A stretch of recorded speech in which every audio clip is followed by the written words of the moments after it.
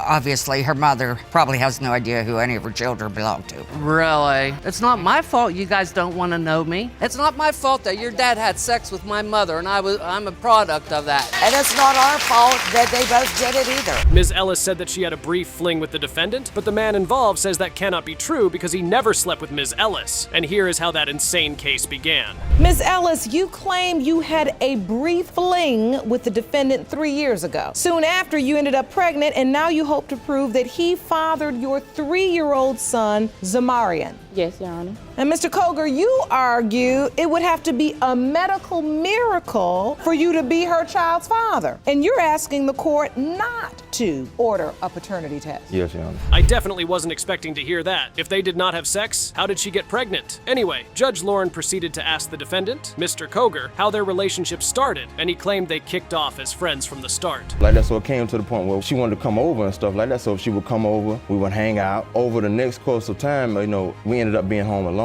There's nothing wrong with her. It was nothing wrong with me. We both was attracted to each other and came about with, hey, might want to go upstairs and, fool around, mess around or whatever. So that's what happened. Now, their story is quite confusing. Mr. Coger told the judge that, from what he could remember that night, they never had sex. Ms. Ellis, on the other hand, told the judge that they already started having sex before it came to an end due to her feeling some discomfort. To back up his claim, Mr. Coger presented this evidence to the judge. This is a message. We never messed around at all. You said it hurt to have sex, and then you say, Miss Ellis, because it did, but I can take it now. We never had intercourse at any time. This only goes to prove that the testimony that you're giving right now is the truth. Because she's saying if you say so, because she thinks you did have sex. And if we didn't have sex, why did you inbox me and ask me, am I certain that my son is not yours? I'm with the judge on that one. Their stories do not sound anything alike. Mr. Coger was done showing the court his evidence. Judge Lauren then faced Ms. Ellis and asked her to give an account of what she remembered happening that night. And then, we started, talking about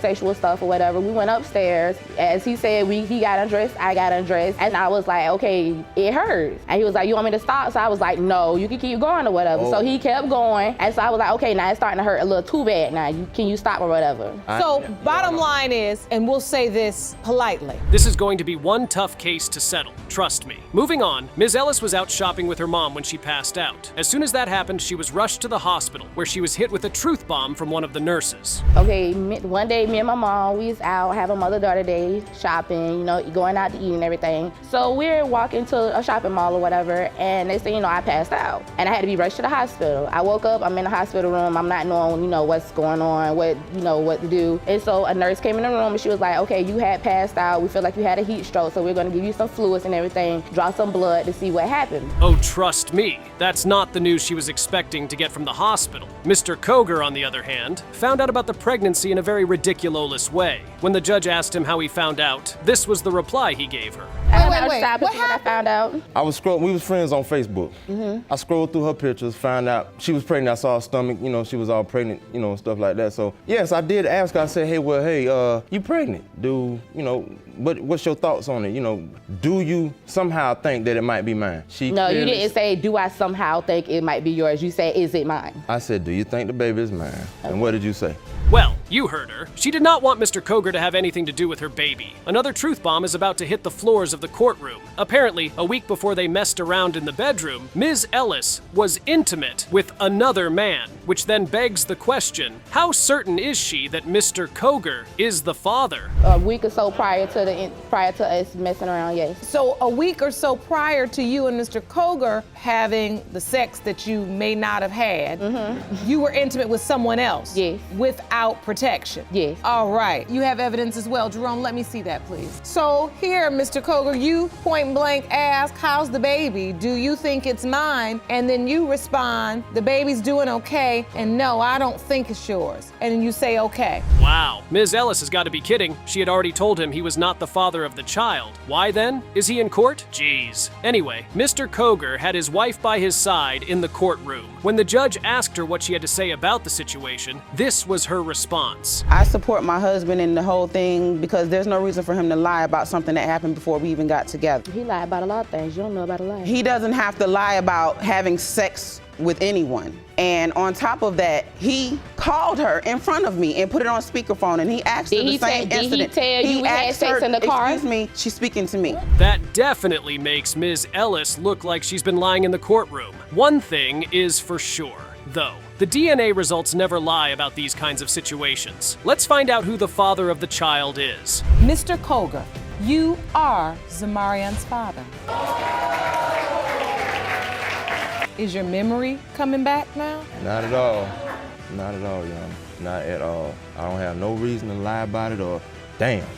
What are you thinking, Miss Ellis? Because he's still denying the fact that we had sex. It's nothing to deny. I'm not finna lie on somebody saying I had sex with somebody if I didn't. That's not the type of person I am. Mr. Calhoun claimed that his girlfriend, Ms. Prout, tricked him into believing he was the father of her child. After finding evidence that she had been sleeping with other men, he claimed that the DNA results would show that he was not the father. Trust me, it was a case like no other. He opened his case like this. Mr. Calhoun, you say the defendant tried to trick you into believing you are her daughter Amaya's biological father. But after uncovering evidence that she slept with other men, you are positive the DNA will prove you are not. Is that correct? Yes, Your Honor. Ms. Prout, you claim that you are positive that Mr. Calhoun is Amaya's father, and the only reason he is denying her is because you put him on child support. Is that correct? Yes, Your Honor. It seems that Mr. Calhoun was not ready to have a romantic relationship with the defendant. Even after he made it clear he did not want a relationship, they continued to kick it in bed, and after some time, Ms. Prout found out she was pregnant.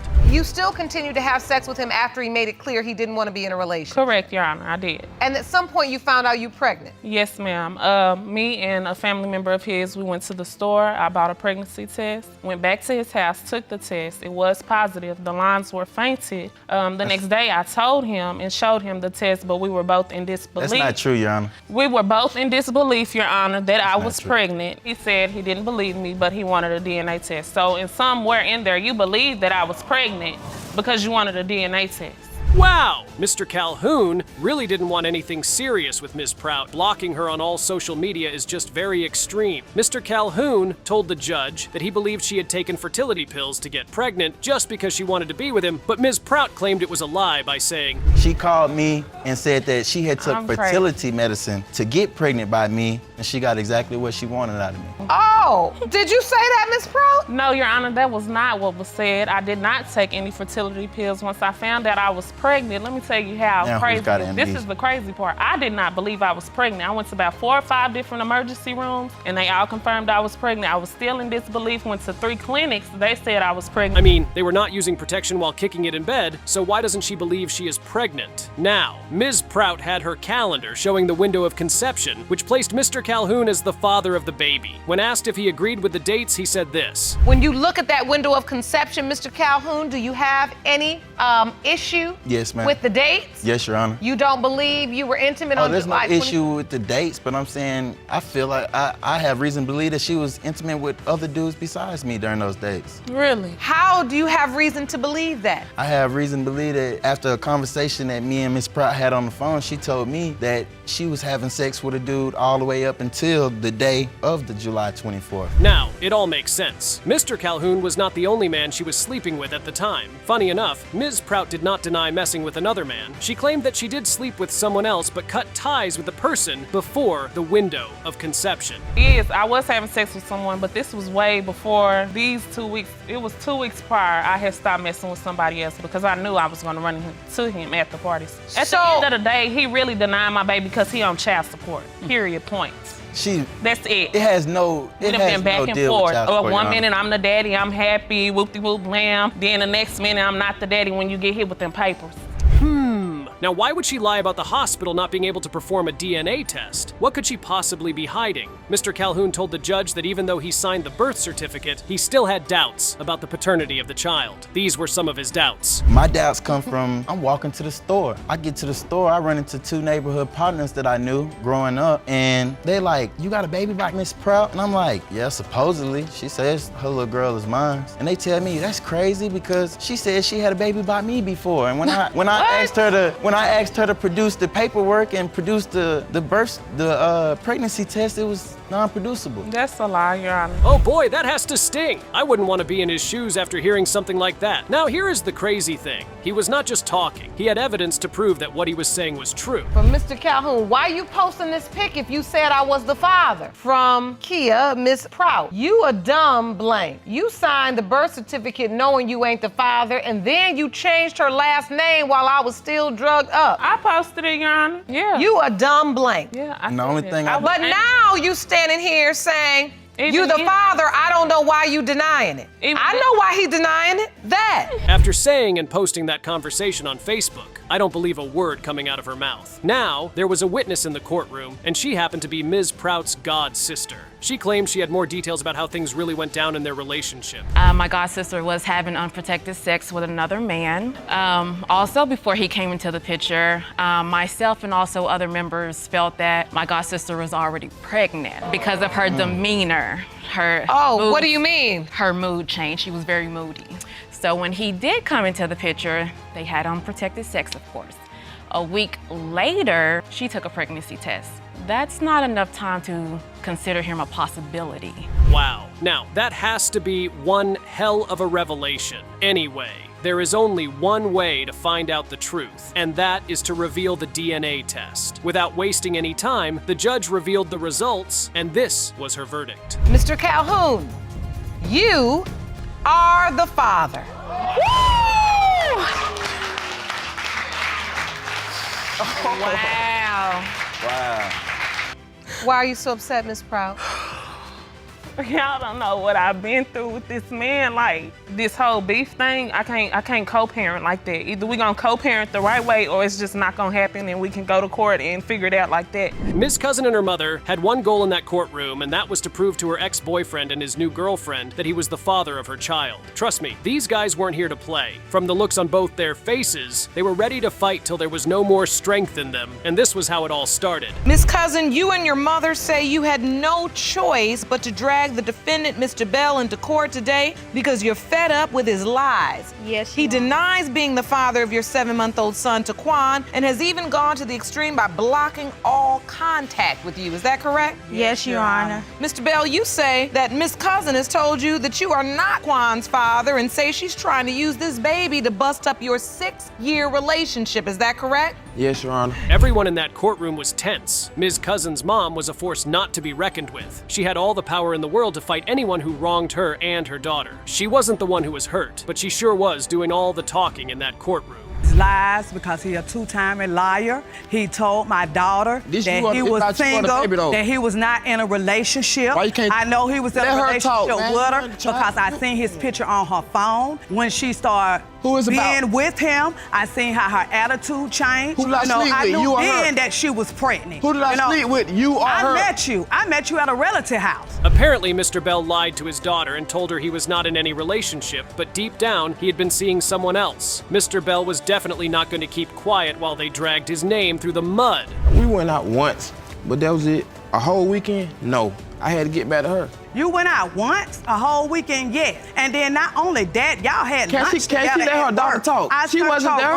I go in her room, I found receipts with 2 combos on it. I asked her what the combos for.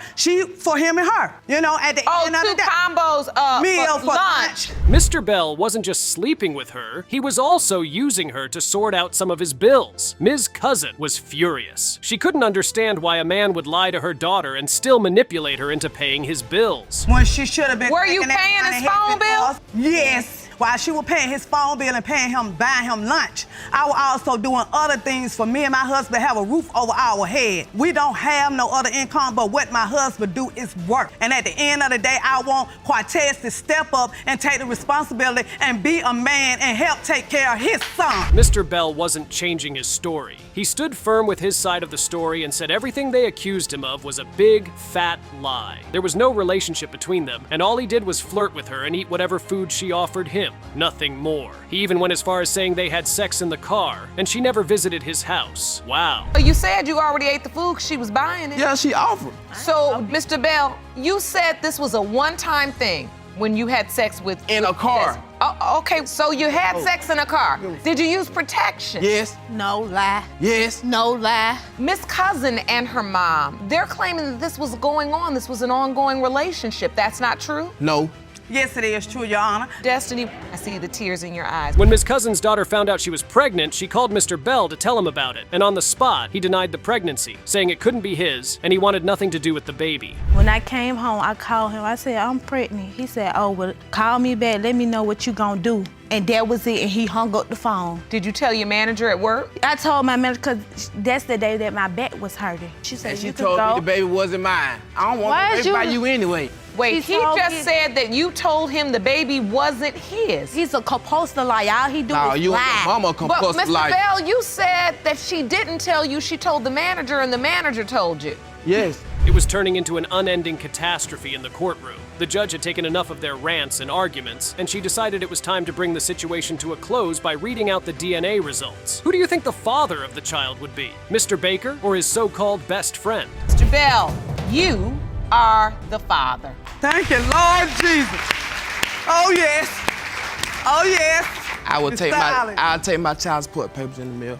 You've been chirping off all day. All It day. is what it- You could not let them get a sentence out Mm-hmm. without what it is. downplaying everything they said. Everything. You got two innocent women standing here, Both of them crying. sad and hard. And you got because your you hands played the behind your game. back and your body language is saying you could care less. After finding out she had a terminal illness, Ms. Holshoe seeks to uncover the true identity of who her biological father is, only to find out the most shocking surprises on her journey. It's one roller coaster to the next in this episode. Let's dive right into it. The case began like this. Miss Holshoe, you claim your mother had an affair with the defendant's father, and today you're in court to prove that he is your biological father. Is that correct? Yes, ma'am, it is. Miss Howard, you and your sisters say Miss Holshoe is a delusional troublemaker whose promiscuous mother destroyed your family and ruined your home. Now things get really heated in a matter of seconds. It felt like they all hated themselves from their previous lives. Apparently, the alleged father had passed away, but his daughters for sure weren't going to welcome Ms. Holshoe with open arms. Also, I'm in the obituary as his daughter. You are? Yes, I am, ma'am. That was a big mistake that her name was put into the obituary. Our father's sister did that. No. And did not tell any of us about it. Our father didn't even mention her. Nope.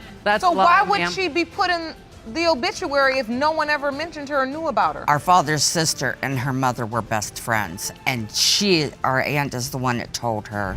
Ms. Holshoe found out she had a real dad in the most awkward way. Trust me, your mind isn't gonna believe what you're about to hear. Her stepdad and mom were having an argument. Boom! The bomb drops and she can't believe what she hears. Because my stepdad was drunk and he was fighting with my mother, and he said, well, who do you think your father is? And so after that, my mother told me, and she took me and introduced me to DL, and we had a relationship from then on. What would you like to add? Your Honor, first and foremost, I just want to say, I mean, I don't get me wrong, I feel for her that she has cancer. Now the sisters, for sure, weren't going easy on Ms. Holshoe. They felt she was an imposter who was trying to spoil their family's name. They stood their ground and denied every single thing Ms. Holshoe said in the courtroom. Trust me, it was quite a show. I was 19 at the time. So you remember this day? Oh, with clearly, like it was yesterday. They were sitting in a booth with my dad across from her and her mother. I was standing at the end and he said, I just brought you guys here to let you know that she's your sister. And that was the one and only time that my dad ever mentioned her till the day he died. He had never Ever. mentioned it to any of the rest of us. So your dad said it to you? Yes. Some really interesting stories started to fly around the courtroom. Everyone was trying to air out their minds and beliefs. In the process, some nasty revelations jumped out. Trust me, they weren't nice, and some of it was just super fishy. But Ms. Holshoe stood her ground by saying, My father had gone to at the bar where her mother was working and caught her cheating on him. That gave me No topic. the thought that obviously her mother probably has no idea who any of her children belong to. Really? It's not my fault you guys don't want to know me. It's not my fault that your dad had sex with my mother, and I'm a product of that. And it's not our fault that they both did it either. The courtroom was pretty heated up at this point, with both parties throwing shade at each other. Another one of their sisters walks into the courtroom.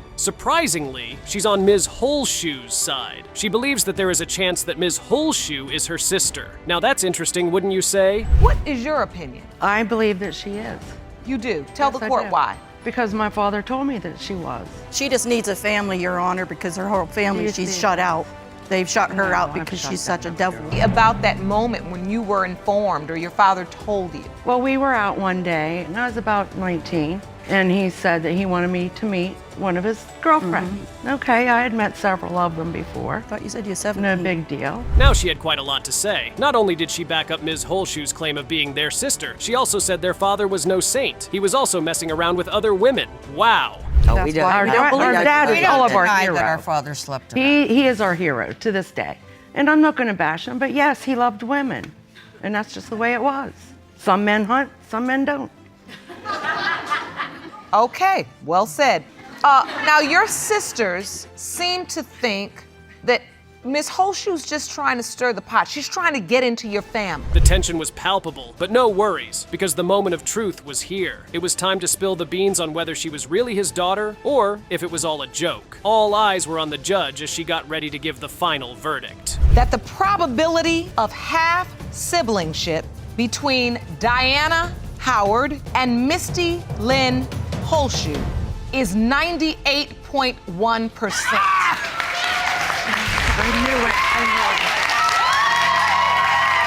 Sorry. I have no problem with them. It's them. They hate me. I have no problem whatsoever with them women.